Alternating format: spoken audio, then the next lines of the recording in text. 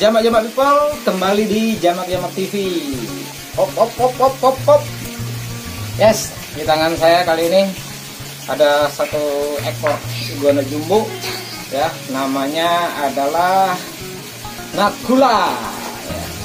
Ya, jadi terima kasih sudah menyaksikan liputan tentang iguana sebelumnya. Ya, banyak yang kontak ke saya menanyakan banyak hal tentang iguana. Terima kasih buat respon kalian. Kali ini saya akan menjawab pertanyaan kalian tentang bagaimana melakukan breeding pada iguana. Saksikan videonya, jangan kemana-mana ya. Kita akan mengupas habis tentang bagaimana cara melakukan breeding pada iguana.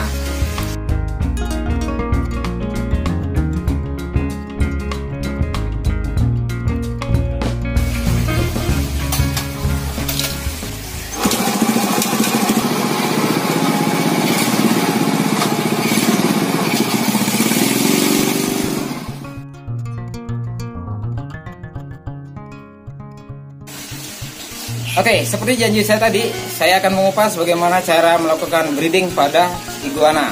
Ya, kali ini kita punya tokohnya nih, ya. Namanya adalah Nakula.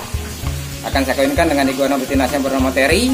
Ya, saksikan terus, ya, video ini.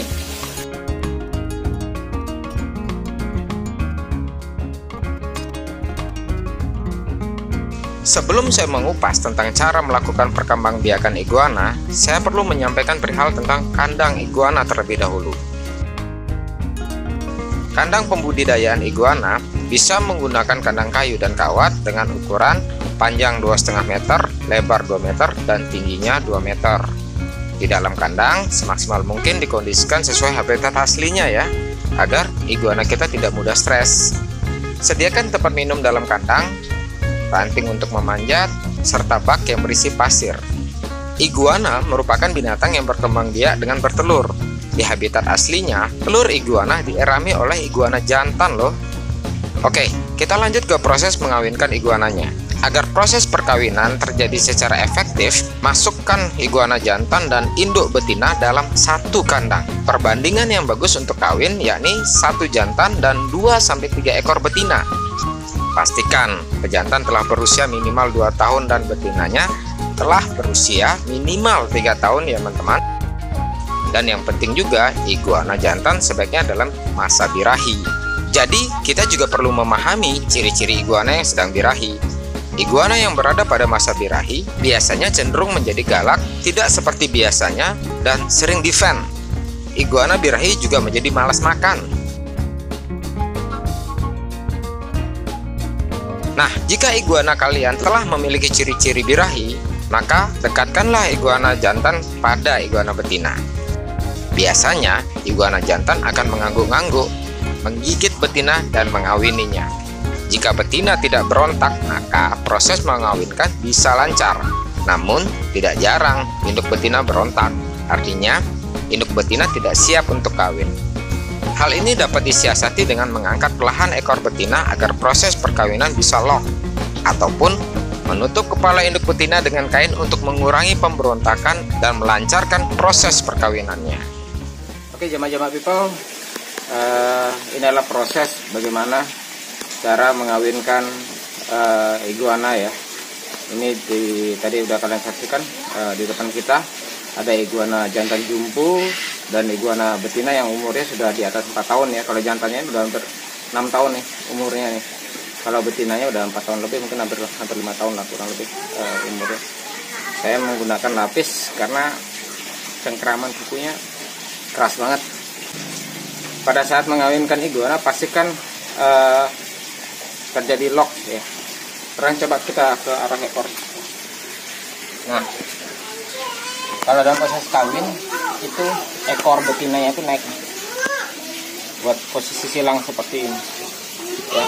Kelaminnya iguana itu ada di bawah pangkal ekornya di sini, yaitu ada jadi lock di sana ya.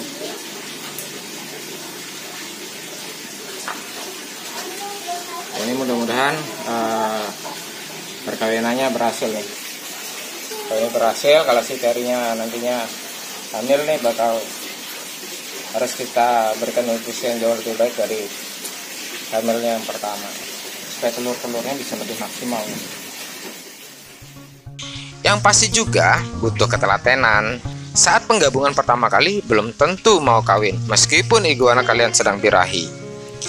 Mereka juga butuh perkenalan dan pendekatan, hingga akhirnya terjadi proses perkawinan. Penggabungan ini dilakukan sampai iguana kawin berkali-kali loh ya. Semakin sering kawin, maka peluang sukses pembuahan telur semakin tinggi. Iguana betina akan makan banyak sebelum kimpoi.